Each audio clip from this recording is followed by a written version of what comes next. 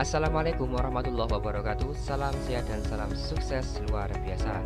Kepada teman-teman sekalian, terima kasih yang telah mengikuti tryout gratis tes wawasan kebangsaan 2 TIU dan TKP. Mudah-mudahan teman-teman bisa lulus menjadi calon aparatur sipil negara di tahun 2021 ini. Nah teman-teman, pada video kali ini kita akan membahas tryout kemarin, kenali dan teliti, fokus ke soal yang diminta. Mari kita simak pertanyaannya. Suatu negara pasti memiliki ideologinya masing-masing. Ideologi mempunyai fungsi yang sangat penting dalam menjalankan roda kehidupan suatu negara. Berikut yang termasuk salah satu fungsi ideologi adalah: A. Menghargai sejarah yang telah terlewati. B. Menyatukan perbedaan yang ada di dalamnya. C. Menjadi alat untuk menjalankan pemerintahan. D. Mengedepankan pendapat golongannya. E. Mengesampingkan ideologi yang lain. Nah teman-teman, kata kuncinya adalah ideologi. Yang termasuk salah satu fungsi ideologi adalah: ideologi merupakan cara berpikir seseorang ataupun suatu golongan yang di dalamnya terdapat arah dan tujuan hidup yang akan dicapai. Jadi dalam ideologi ini ada arah dan tujuan hidup yang dicapai, yaitu berarti harus apa? Harus bersatu.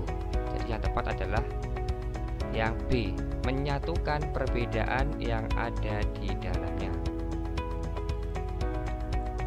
Kedudukan Pancasila sebagai dasar negara Indonesia tercantum di dalam: A. Pembukaan UUD 1945 alinea kedua. B. Pembukaan UUD 45 alinea ketiga. C. Pembukaan UUD 1945 alinea keempat. D. Batang tubuh UUD 1945. E. TAP MPR. Pembukaan Undang-Undang Dasar 1945 alinea 4 berbunyi, maka disusunlah negara Indonesia itu dalam suatu Undang-Undang Dasar Negara Indonesia yang terbentuk dalam suatu susunan negara Republik Indonesia yang berdasar kepada ketuhanan yang Maha Esa. Dan selanjutnya teman-teman, berarti Pancasila ini tercantum di dalam pembukaan Undang-Undang Dasar 45 alinea keempat. Jawabannya adalah yang C.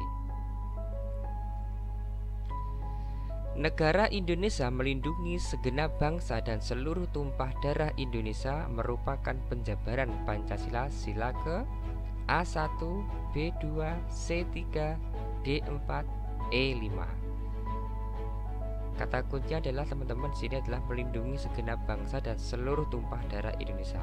Ini berkaitan dengan patriotisme, cinta tanah air, nasionalisme. Dengan melindungi segenap bangsa Indonesia dan seluruh tumpah darah Indonesia, maka rakyat Indonesia akan bersatu sehingga akan terhindar dari ancaman dan dapat diisyaratkan bahwa Indonesia adalah negara kesatuan. Maka teman-teman, jawab yang paling tepat adalah pada sila ke-3. Jadi C teman-teman ya.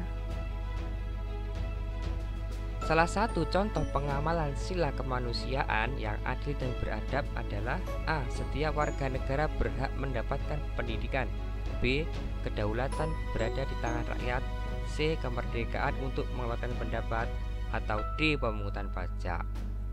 Oke, kita analisa. Yang D, pemungutan pajak, ini berhubungan dengan kepentingan umum teman-teman, berarti bukan untuk kemanusiaan ya. Yang C, kemerdekaan pendapat, berarti ini berkaitan dengan musyawarah. Yang sila keempat, kedaulatan berada di tangan rakyat, ini bisa berdaulat, bisa saja di sila ketiga. Untuk yang A teman-teman, setiap warga negara berhak mendapatkan pendidikan, ini berhubungan dengan hak asasi manusia, kemanusiaan. Setiap warga negara berhak untuk mendapatkan pendidikan yang sama tanpa terkecuali, tercantum dalam UUD 45 pasal 31. Jadi jawabnya adalah yang A. Adanya pemungutan pajak merupakan salah satu contoh wujud pengamalan sila: A. Ketuhanan yang Maha Esa. B. Kemanusiaan yang adil dan beradab. C. Persatuan Indonesia. D. Kerakyatan yang dipimpin oleh hikmat kebijaksanaan dalam permusyawaratan perwakilan. E. Keadilan sosial bagi seluruh rakyat Indonesia. Yang tadi kita bahas, pemungutan pajak ini berhubungan dengan kepentingan umum, teman-teman. Oke. Nah, pajak yang dibayarkan oleh warga negara nantinya akan kembali kepada warga untuk pembangunan bangsa dan masyarakat publik melalui penyediaan fasilitas maupun pemerataan. Hal tersebut tercermin dari sila kelima, teman-teman ya.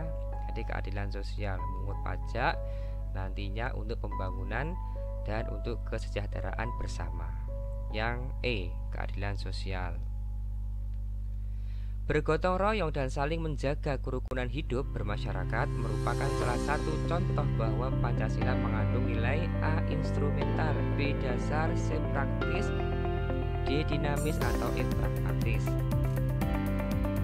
Nilai praktis adalah nilai yang dilaksanakan dalam kenyataan hidup sehari-hari yang menandakan apakah nilai dasar atau instrumental masih hidup di tengah masyarakat, berbangsa, dan bernegara.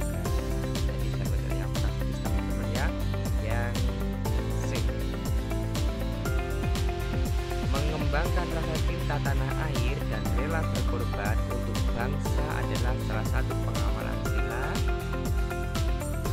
A. Ketuhanan yang Maha Esa, B. Kemanusiaan yang adil dan beradab, C. Persatuan Indonesia, D. Kerakyatan dipimpin oleh hikmat kebijaksanaan dalam permusyawaratan perwakilan, E. Keadilan sosial bagi seluruh rakyat Indonesia. Kata kunci adalah cinta tanah air. Tadi sudah saya singgung, dan berbuat nasionalisme, patriotisme, rela berkorban, adalah yang C. Persatuan Indonesia. Indonesia menganut sistem kedaulatan rakyat, tapi juga mengakui kedaulatan lain. Salah satunya adalah kedaulatan negara. Pengakuan tentang kedaulatan negara terdapat pada A. Pancasila sila ketiga, B. Pancasila sila keempat, C. UUD 1945 pasal 1 ayat 3, D. Pembukaan UUD 1945 alinea 1, E. Pembukaan UUD 1945 alinea 4. Jadi kedaulatan rakyat, tapi juga mengakui kedaulatan lain. Teman-teman, pengakuan kedaulatan negara tercermin pada pembukaan Undang-Undang Dasar 1945 alinea 4 yang bunyinya adalah negara Indonesia melindungi segenap bangsa Indonesia dan seluruh tumpah darah Indonesia.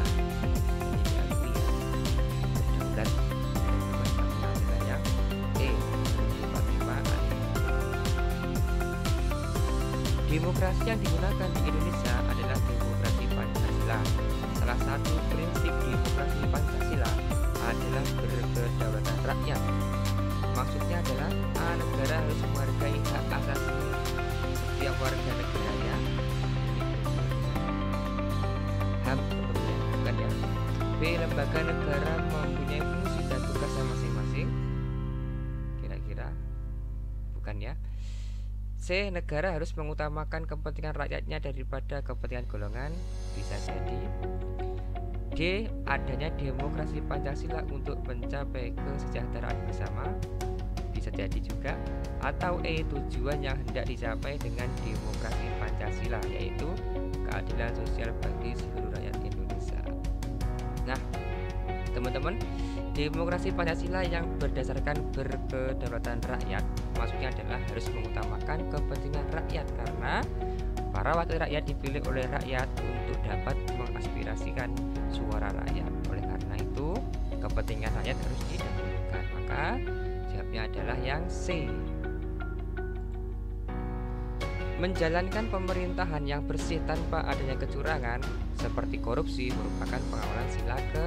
Oke teman-teman, sudah bisa ya. Jadi tanpa adanya kecurangan seperti korupsi, kolusi, nepotisme, KKN ini berhubungan dengan publik, teman-teman, layanan publik, berhubungan dengan orang lain, orang banyak. Jadi yang paling menariknya adalah yang E, teman-teman ya, keadilan sosial bagi seluruh rakyat Indonesia.